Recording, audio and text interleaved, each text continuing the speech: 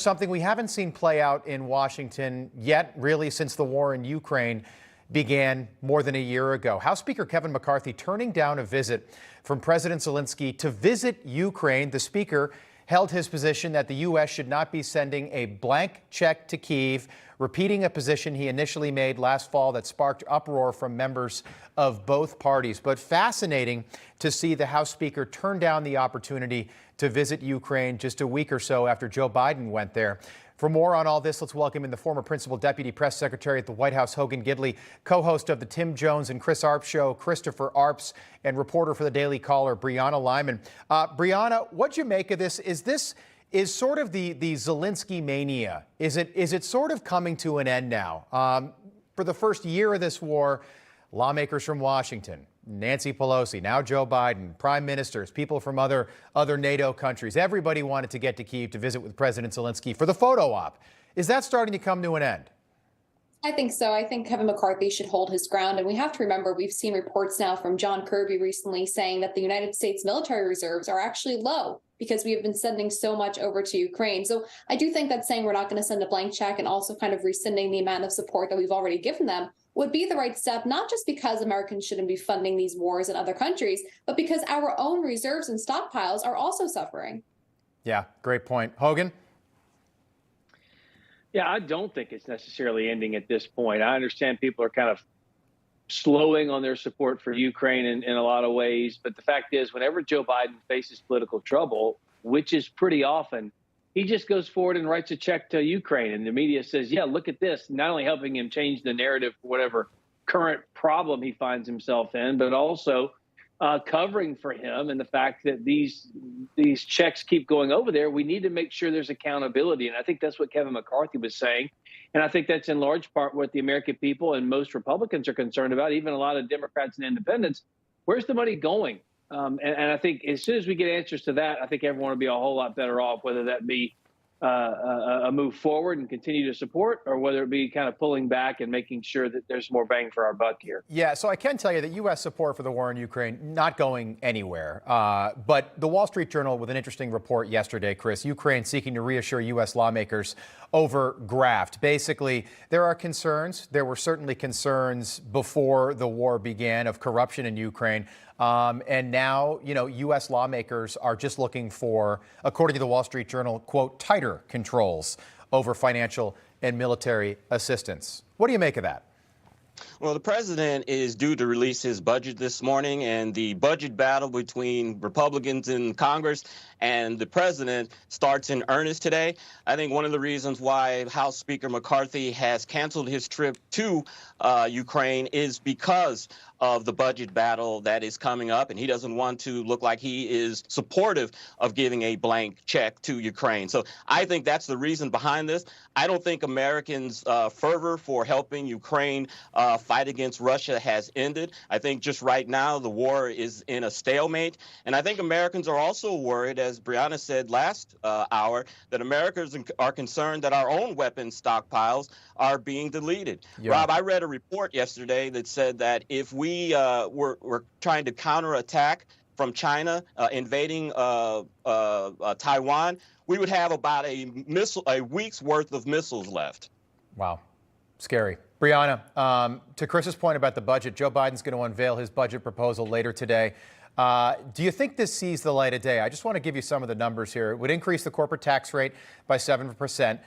For Americans earning over $400,000 a year, it would jump from 37% to almost 41%.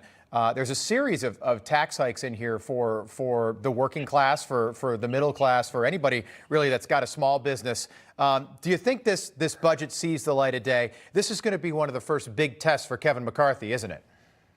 Yeah, I want to say it's not going to, especially in the Senate. We know that, for instance, Joe Manchin has not been necessarily Joe Biden's biggest fan. This is a man who knows that people making under $400,000 will be paying taxes because if you increase the corporate tax rate, that burden is then shifted onto consumers. And we are all consumers, whether you're in the bottom bracket or the highest bracket. So I do think that there will be some moderate Democrats, maybe even Kyrsten Sinema, who will not support this, so I don't think it's going to get through. All right, Hogan, the New York Post with a report yesterday about Senator John Fetterman of Pennsylvania, basically showing his first pictures working while he gets treated for depression. He took the oath of office, I believe January 3rd is when the 118th Congress was sworn in. He sought treatment at Walter Reed right around Valentine's Day, meaning that he has represented the people of Pennsylvania for about a month. Look, we wish him the best. And these pictures were tweeted out, not very convincing, by the way. When does he get back to work? I don't know. Does he get back to work? Yeah, I don't know. I spoke to a lot of people in Pennsylvania who are quite concerned about this, constituents of his, but also ones who may want to run for that office. And they're concerned not just for the current state of affairs, but how we got here in the first place. After this man suffered a debilitating stroke, he needed to recover. He needed rehab. He didn't need the stress of a campaign trail. I mean, even people who are healthy, traveling all across the state, especially a big one like Pennsylvania, giving messages, talking to constituents, to voters, trying to get them on your side, outlining an articulate, clear vision for where you want to help take this country. That's hard for anybody to do of moderate health, of good health, much less someone who just experienced a stroke. So it's really kind of, in my mind, a little bit disgusting as to how the left pushed up this person, propped up this person who clearly had a medical condition that needed to be dealt with adequately, who needed to listen to his doctors and not be out on the campaign trail. And now we find ourselves in this position. Forget the fact for a moment that while he's hospitalized, he's sponsoring bills. How is that happening? Clearly, staffers are doing his work for him. This is a real problem, and it reeks of partisanship on every single level. They need to focus on getting this man healthy. Chris, I want to read you a statement from John Fetterman's chief of staff here after he visited Fetterman in the hospital. John is well on his way to recovery and wanted me to say how grateful he is for all the well wishes. He's laser focused on Pennsylvania and will be back soon. Nobody is talking about this. And again, we wish the senator the best in his recovery. But when are people going to start asking tough questions about his health and the fact that the people of Pennsylvania, one of the biggest states in the country, 20 electoral votes, a hugely important state in presidential politics. Donald Trump won it in 2016, lost it in 2020. They're not being represented right now. They've got one senator. Look, if I was a Pennsylvania voter right now, I'd be very upset and feel that I was bamboozled. The proof of life, quote unquote, pictures that they released yesterday were not convincing. In one of the pictures, they are actually, Fetterman and his aide are actually using the same hand gestures. The aide also said, the Philadelphia Inquirer also said that Fetterman's two top aides visit him, quote unquote, most mornings and brief him for about an hour. Boy, that doesn't sound very reassuring as a Pennsylvania voter.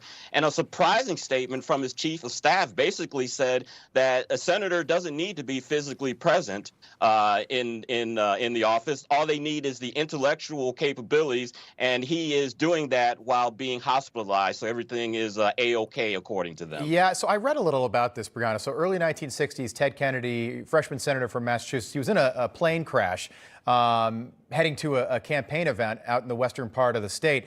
And he was in the hospital for months. His back was seriously injured, but he had a staff member come live right near where he was being treated. So every day he could do the work. He could work on behalf of the people of Massachusetts. Doesn't seem like we're seeing that same thing here with John Fetterman.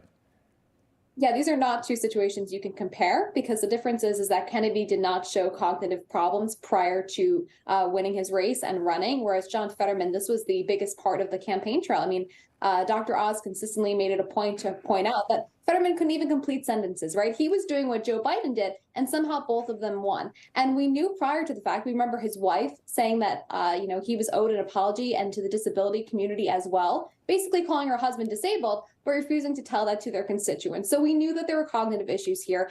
They've obviously now shown, so not similar. Yeah. Okay, we'll pick this back up top of the hour. Hogan, Gidley, Chris Arps, Brianna Lyman, thank you.